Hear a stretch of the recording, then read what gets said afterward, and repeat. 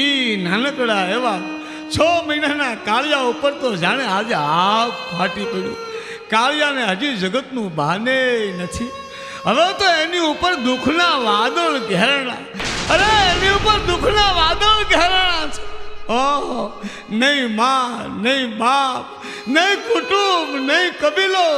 આજ નોધારો થઈ ગયો છે. કાળિયો નોધારો થઈ ગયો.